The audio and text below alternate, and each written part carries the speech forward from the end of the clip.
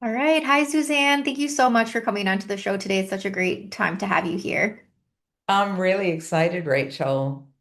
Yeah, I always love when people slide into the DMs or the email DMs, or rather, right? Like, hey, I think that this would be a good topic for your show. So we're talking about something really fun, just the evolution really of what sex can be, and really busting down that myth that like sex has a timeline or an end date to it. And so, yeah, I'm really excited to hear about your story. Can you jump, yeah, into it? Like, tell us briefly, like, what has been what has been your tell us about Well, your sex life. yeah. All you have to do is follow me to know pretty much exactly what I get up to. But I guess more recently it started when I turned around 60. I have had a lot of history in my 40s about writing about sex. And I actually wrote two books in my 40s, one of which was very successful under a pseudonym that was about my sexual journey during my 40s after my marriage, where I went on a crazy journey of discovery, as I said, trying to manifest every sexual fantasy I ever had. And I feel I was pretty good. I achieved most of that.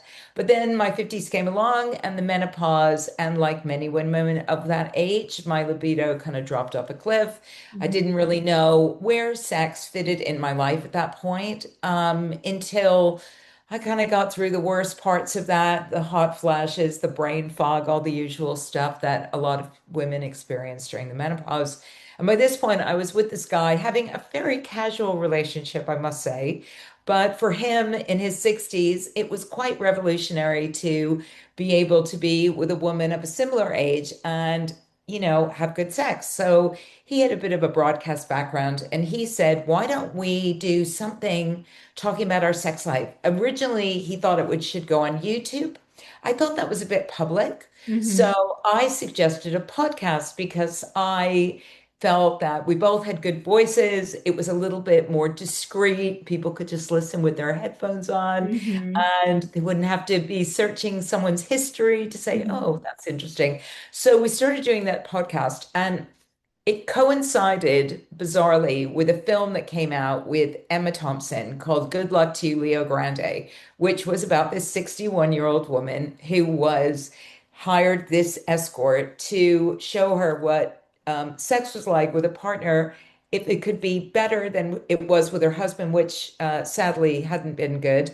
And the media was looking around for 61-year-old women, which is what I was at the time, Mhm. who were talking about sex. And because I had a background in PR, I knew a lot of journalists, and they said to me, Suzanne, don't you have some podcast or something that you're doing about sex? Aren't you 61?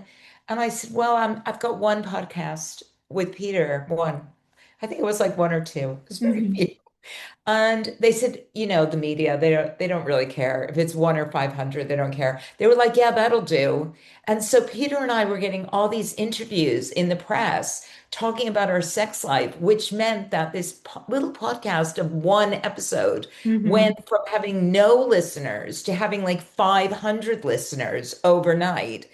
Peter, of course, got very excited about that, as did Mhm. I, frankly. I was like, wow, I didn't really think anybody was going to be very interested in this, but they Yeah. did, and they were. And we went on for about 6 months doing pretty much a weekly episode. Peter dropped out after that.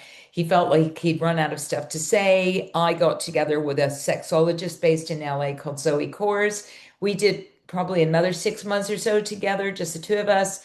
And then she had some other stuff she wanted to do. And I thought, well, you know what? There's lots of other people out there talking about this, whether it's sex therapists, dating coaches, grief counselors, Mhm. sexologists, tantra professionals, there's BDSM people.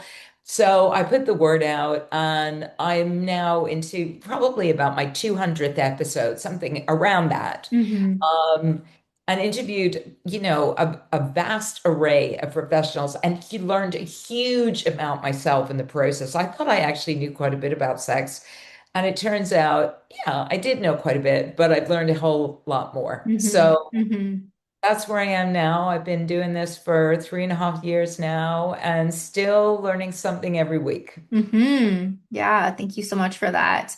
And I'm curious, like you mentioned, like your body has gone through the changes with age. How has your relationship with your body and your pleasure changed over the decades? Well, I would say that there's a few substantial changes that that I've discovered again are very commonplace amongst most women, like Mhm. most women of my age, when you start to lose estrogen and, the hormonal changes that go on in your body. I discovered a few things happen. One was, as I mentioned before, my libido wasn't what it used to be. In my Mhm. 40s, I was pretty much horny all the time, a bit like a people used to compare me to a gay man in a woman's body, but I was really out there living at large, and I really felt that appetite that I had for sex wasn't really there anymore. And I had to rethink how I approach my sex life and be much more intentional about it. Some of the more, the physiological changes that went on were, again, things around like vaginal dryness, that lovely bit around your middle, which seems to just like Mhm. appear, even though I do a lot of fitness and working out, I couldn't seem to avoid getting that little bit around the middle. And yeah, and really had to come up with solutions to try and overcome some of those challenges. And sadly, as I discovered from speaking to people that were going through similar changes, I wasn't really getting much support from my doctor, if I'm really honest. Mhm. Like they just say to me, "Oh, just go and get some lube." And it was like, lube's not really completely going to cut it Mhm. for me. Like, Yeah. there's actually physiological changes that go on with your vaginal walls, which mean that, they're Mhm. thinner, they're more prone to tearing. Lube doesn't actually make that better. It's just kind Mhm. of, and Mhm. sometimes when lube gets into those little tears, it's really, really painful. Mhm. So I had to go and, find other solutions like vaginal estrogen and going on testosterone and stuff like that. So I was lucky in that I had people that I was speaking to who had experienced similar challenges and said, "Well, what about this? And what about that?" And I was Mhm. like, I don't know anything about this, to be honest. Like, it's amazing how little we're told as older women, Mhm. especially when it comes to our sex life, because, it's kind of assumed that once we get past procreation age, we just dry Mhm. up, right? And Mhm. that's it. So, Yeah. yeah, I had to go and find things that were going to work for me because I did want to continue to have sex. Yeah, you're like, I'm not done here. There's so many other purposes and reasons and motivations behind having sex that's not just procreation. Completely. And, we know from what science tells us that people that continue to have an active sex life, even if it's with their own bodies and not with a partner, Mm-hmm. will experience many of the goodness that Mm-hmm. comes from that, not just, all those feel-good hormones, but also it's been shown that regular sex reduces the risk of dementia, can extend your life potentially. Mm-hmm. So having sex is good for you. Mm-hmm. Yes. Agree. Right? I mean, we should want to keep having it. Yeah. But look, I do meet a lot of women my age who frankly have probably never had pleasurable sex. And so when the opportunity came to stop, they were quite happy to Mm-hmm. to just stop. Mm-hmm. And if that's your decision, I'm fine with that. It's Mm-hmm. just it wasn't my decision. And I felt like there wasn't anyone really that was actively promoting continuing sex in later life, which is, I suppose, why sex advice for seniors has become as popular as it has, because people just don't really have many role models when it comes to older people Yeah. being sexual. Yeah. Yeah. What surprised you the most about when you entered your 50s, 60s as a sexual woman? Um, well, I suppose the thing that most surprises me more recently is the fact that I had just come back from traveling for 3 months and I go on the dating apps. And even though it is a bit like tumbleweed when you get to a certain age, especially at 50, I found in my 40s, apps and dating and everything was kind of really simple. Once Hmm. I turned 50, it was a bit like tumbleweed, and at 60, it really is like, you can see it rolling across the desert. But having said that, what always surprises me is A, the number of young men that seem to be really into older women. Like that really shocks me sometimes. Hmm. And I get approached by so many younger men that I'm like, why would you want to go out with a woman of my age when you can be with some young hot thing that's like 20 years younger? I don't, but Hmm. so I'm always surprised about that, by that. And, and I'm delighted that I'm still able to attract people and have fun. Hmm. Hmm. Yeah. Yeah. Where do you think that people learned this belief that sexuality has an end date to it? Well, I suppose, there is a societal stigma, if you Hmm. like, around older people and sex. I mean, let's face it, when you think about your parents having sex, Hmm. it's always a bit ick, isn't it? And I think that I certainly would have probably had that ick feeling when I was a younger person, like, oh, don't talk about it. I don't want to know. I don't want to know. I don't want to know. Like, obviously, I knew that you had to Hmm. have me, but I don't need to know more than that. So I think there is a stigma around that. And I think that there's an assumption that once we do stop procreating, that our desire for sex stops. And even I find on social media, especially Facebook, where I have tens of thousands of followers, I do find even men telling me like older women don't have sex. Like I don't know why you think that they do. And I think, well, what's led you to thinking that? And it possibly is because they're in a relationship where their partner has said, I'm just not feeling up for it anymore. And I know that I've heard that a lot from long-term married couples where especially the wife will just say, I'm done, babes, I'm done. Which I think is, sad especially if the husband is very much like not done Hmm. to hear that. And then there's no like discussion around it. It's just, no, no, I'm just not interested anymore. So I think there is a societal stigma around that. I think part of that is to do with like, well, if you're not procreating, what's the point? Hmm. Like a female's body is just, sex is purely for procreation. And we know that in lots of cultures around the world, religions, etc., that's still the case. And so it's not surprising really that people think that older people just are not sexual. Hmm.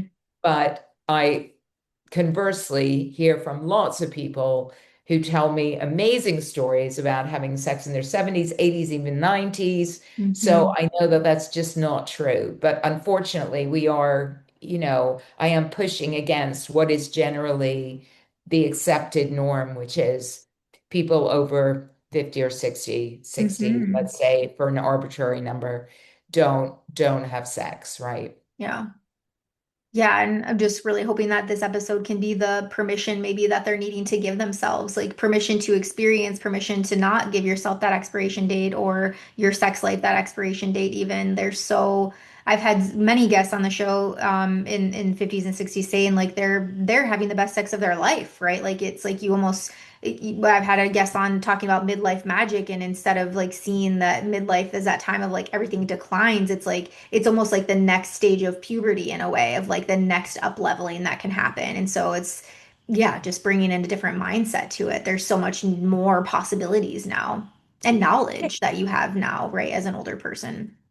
Yeah, and I think, let's face it, one of the benefits of having sex at this age is that if you have had kids, it's most probable that they've left home, right? So Hmm. suddenly you got your house back. Hmm. Not, Hmm. you're not necessarily consigned to your bedroom. You can actually have sex on the kitchen table if you want. You can have sex, anywhere around your house. You can Hmm. make a noise. You can experience like a day in bed, which is what I like to do. Just like chill out and just relax with someone. And I think partly one of the benefits for me of some of the physiological changes that go on with men, especially, is that men have the desire to prolong the experience because they know that after they've had an orgasm, the likelihood of them having another one is very low. Hmm.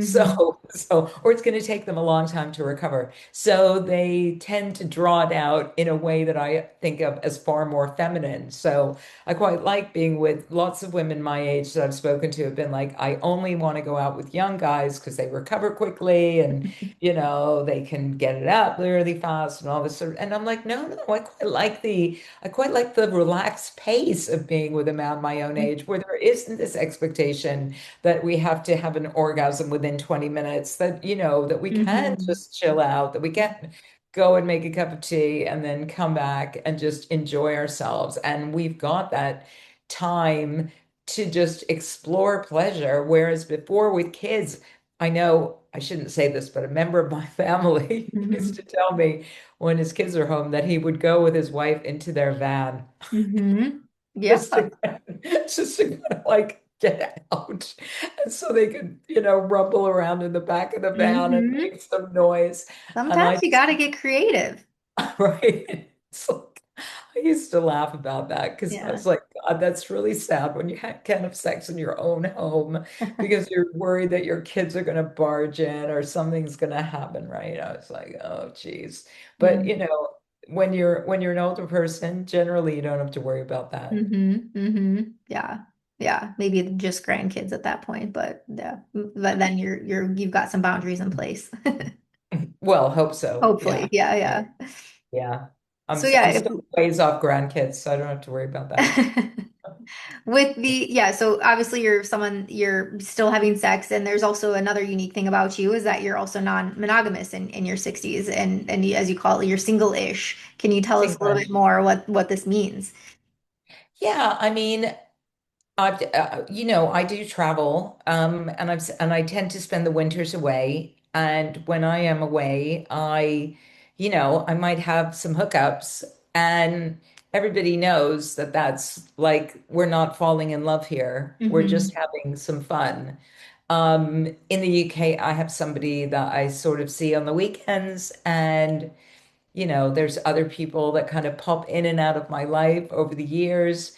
And I've taken the view that I'm, yeah, I'm not really looking for that long-term relationship. I mean, I'm not averse to it, but I Hmm. also feel like I have to be realistic that if I'm traveling and doing and out of the country for a significant period of time, that Hmm. if the person that I'm involved with is not able to do that, then I'm just going to get on and enjoy myself. And Hmm. similarly, I expect that if the opportunity arises for them to do the same, then they do that. So, Hmm. I'm not possessive in that way. And I Hmm. just think that at this age, yeah, I've been married, I've got kids, I can design my relationship as I want it. And Hmm. I think that's one of the other positives of being an older person is that we Hmm. can look at the relationships we've had in the past and think, did they serve us well? Hmm. Or do we want to redesign our relationship in a new, modality and think about it in a different way? And I think that thanks to apps and thanks to society becoming more liberated around all of this kind of thing, then there's no reason why we can't reflect upon our previous relationships and go, you know what? I wasn't happy in that way. Hmm. What would it look like if it was different? What would it look like if, I wasn't attached to one person? What would it look like if we gave each other permission and freedom to just be who we are? Hmm.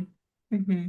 Yeah, I like that you use the phrasing like de design, like you get to choose here. You get to, yeah, decide and explore and have fun, and however you see that is. Absolutely. And I think that, I certainly see that a lot with young people now, where Mhm. especially some of the apps, people are defined in so many different terms that half the time I don't even know what they're talking about. But, people are now looking at all the different ways that they can be and going, well, actually, I might not want to go down the monogamy route. I might not want to be heterosexual. I might want to explore having sex with other genders. I might want to do something different. I might want to be in a triad or whatever other kind of form of relationship there is. And I think that there's no reason why we can't extend that to people that are older as well. This Hmm. is just not something that's just for young people. I think there's lots of older people who feel that they missed out, especially if they've always desired to be, for instance, in same-sex relationships, Hmm. where possibly leaving, their long-term marriage, their kids all growing up, they're like, you know what? I feel now is the time to discover whether this is something that is just been sitting in my head or something that actually is something really important to me. Hmm. Hmm. Yeah. For women that maybe have felt like they've lost their sexuality, where would you invite them to begin? I think the thing about what we need to understand, especially as older women, is that the way that we become aroused is much different than when we're younger. And it Hmm. was something that I probably discovered by accident, but the more I spoke to professionals, I realized this is a real thing, which is spontaneous versus responsive arousal. And Hmm. the fact that when we're younger, we could just get turned on just by being in an environment that might be sexy or seeing somebody across the room that we thought looked really hot or just, flirting and Hmm. we'd get turned on. But when we get older, it's different. And for me anyway, one of the things that really helps is getting myself in the mood and knowing that I'm going to set time aside with a partner to have sex. And Hmm. that means like putting on sexy lingerie, actually like being physical. And even I notice if I'm on a date and the person that I'm with doesn't touch me, I feel like, oh, okay, nothing's really going on for me in my body. But as soon as somebody puts their arm around me or strokes the back of my neck or kisses me or something, I'm like, oh, right, okay, things are now starting to move and Hmm. I'm feeling more excited and aroused. So it's about context, but it's also for me around like actual physical touch. Like I need that to Hmm. happen to actually for my body to go, okay, we're turning back on again. So I think we need to trust that the our arousal, our desire isn't gone. It's just different. And Hmm. I think for a lot of women, they go, do you know, I just don't feel up for it anymore. And it's like, Hmm. no, I don't either. I'm not walking around the street like I used to, like horny all the time. But if I'm with somebody and there's some physical affection, then I get turned on. And Hmm. it all starts happening. So it's like, can you trust yourself to believe that if you get close to someone, it's going to happen Yeah. and it hasn't completely disappeared? So I think it's a different expectation and it is a different feeling and you just have to know, you know what? It hasn't gone, it's just different. Hmm. Yeah, I think it's like it comes down to curiosity, like just getting curious with your body as you continue to age, because yeah, it's not going to be the same as your 20s, right? Sex in my 30s is not the same as it was in my 20s. And I Right. only imagine that it's going to continue to evolve over time. And that would be my next question too. So for the women that are in their 50s, 60s, later in age, and they are still sexually active and they are having fun and they are connected with their sexuality, this is where your creative side gets to come into play. What is something that you think that they should try or explore if they haven't yet? Um, Oh God. I mean, there's so much fun in kink. And I Mm-hmm. think that one of the things about kink, especially like BDSM, which doesn't have to necessarily involve pain, Mm-hmm. is that that community is very much about creativity and imagination. Mm-hmm. So things like role play, fun toys like handcuffs, bit of light bondage can be like super fun power play where somebody takes a more dominant role and somebody is more submissive and you might have safe words that you use. I think there's so much in around sex that is fun and creative, and I know certainly around that community It's full of people, much older people, because sometimes it's not about penetrative sex. Hmm. It's just about impact, or it's just about power play, it's about role play. So I Hmm. think, look, there's no shortage of things that you can do. And if you haven't explored kink, look on the site like FetLife, for instance, which is Hmm. like the encyclopedia of kink, right? There's like everybody in there with every fantasy. I went to what's called a munch, which is just a social for kinky people. It doesn't involve sex. It's just around meeting people, finding out what they're into. And I went to that when I was in Thailand. And one of the little fun games that they played, which I thought was really clever, was they got us all in a circle and somebody went into the middle of the circle and said something that they enjoyed. So it could be, I like handcuffs. And if you like handcuffs, join the person in the middle of the circle and Hmm. otherwise stay on the end, right? I like Hmm. blindfolds. Join the person in the middle of the circle. And it got really crazy. It was like, I love giving hickeys. Right? Hmm. Hmm. It's like everybody was like, no. It was like, what? Nobody likes hickeys? And they were like, nah, not really. But it was such a fun little game because it made me realize that people have such different interests, right? When it Hmm. comes to sex and things that turn them on. And it was all sorts of stuff. It was super, super, super fun to see what people were gravitating towards and Hmm. what they were like, maybe not, or maybe a little bit towards the circle, but not Hmm. like fully in the circle. It was fun. It was a really fun game. Oh, that does sound fun. Yeah, much different than your traditional lunch meetup with friends. Yeah, if you want, it's called a munch, and you go Yeah, on life and just find a munch, like a yeah, local munch. They happen everywhere, yeah. like most big cities anyway. Yeah. For sure. Well, thank you so much, Suzanne, for coming on to the show. And yeah, people can definitely check out your podcast, Sex Advice for Seniors. You've also wrote a book, The Erotic Memoir, The Butcher, the Baker, and the Candlestick Maker. I love that. And yeah, what other ways, if people want to get in connection with you, what's the best way for them to find you?